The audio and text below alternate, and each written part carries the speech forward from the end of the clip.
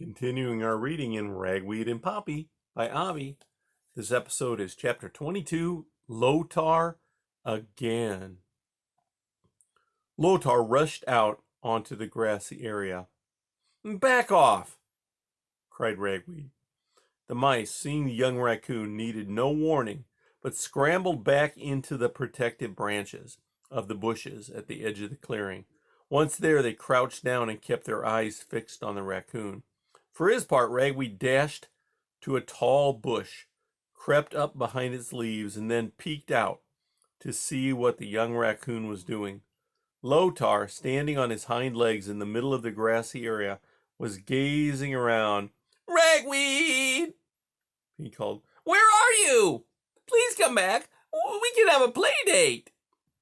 Ragweed, not wanting Lotar to discover him or the other mice, remained motionless, fairly sure the big mama raccoon would soon appear. Sure enough, within moments, she did, moving slowly into the clearing toward Lotar. "Lotar!" she called out in a weary voice. "We've searched enough for your friend. We have to stop. I'm afraid he's gone." "That's because you threw him away," returned the young raccoon. "How could you? How would you like it if I threw your friend away?"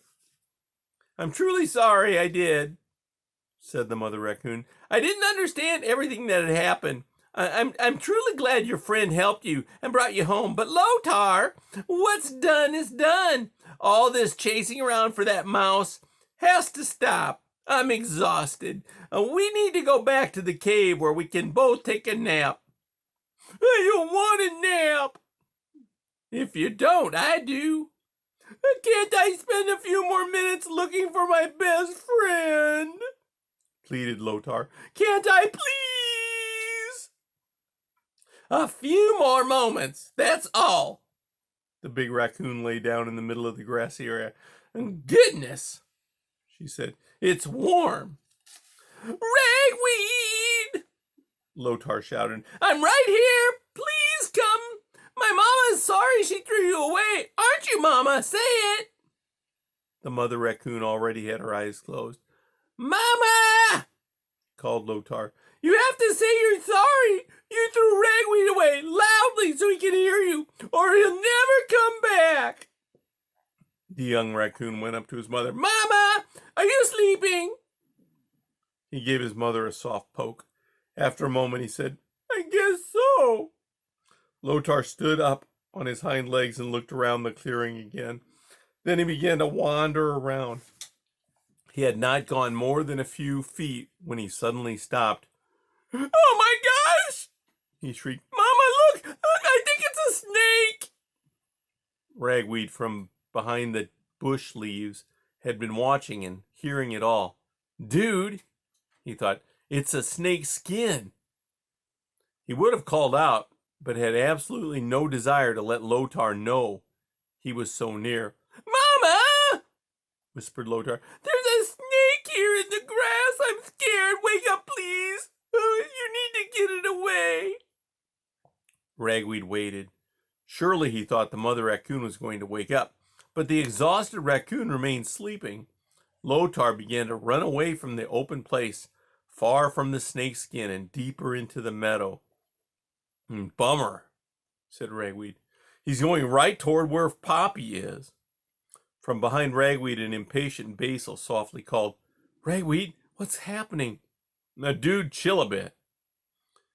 At that moment, the mother sat up. "Lotar!" she called. "Lotar, oh baby, where did you go now? I'm so tired of all this running around. You must come back now." Lotar, however, was gone. Ragweed watched as the mother raccoon came to her feet, gazed around the clearing, and began to walk away, looking and calling for Lotar, her long tail twitching with annoyance. But she went in a different direction altogether than Lotar had taken, not even noticing the snakeskin. Ragweed listened as the fading voice kept calling, "Lotar, baby! Oh, where are you going? You must come back now." Then silence. "All clear?" asked Basil. "All clear," said Ragweed. The mice crept into the clearing. Were those animals raccoons?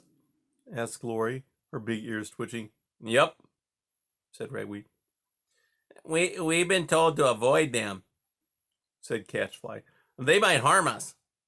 Primrose turned to Ragweed. How come that one was calling your name? Yeah, do you know him? Asked Glory. A little bit. I don't think I want anything to do with raccoons, said Daisy, her eyes bigger than ever. Don't worry, said Ragweed. No one is going to hurt you.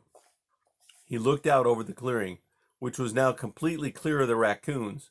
As far as he was concerned, there was nothing to keep him and the mice from going straight to the trap to rescue Poppy. Then he realized something. Lotar was now between where he and the mice were and where Poppy was. And these mice were scared of raccoons. That meant that unless he could find a way to get that raccoon baby out of the way, he would never be able to reach Poppy. That's the end of chapter 22.